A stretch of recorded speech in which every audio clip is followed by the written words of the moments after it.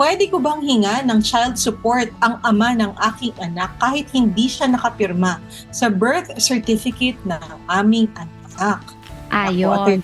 I think naging Oo. tanong na ito nung nakaraan, Oo. 'di ba, Attorney M, no? Oo, something like this, oo. Na kailangan naman natin magkaroon muna ng na ma-establish yung filiation, 'di ba, Attorney M? Kailangan ma-establish yung filiation nung bata dun sa amang hihingan niya ng support. Oo.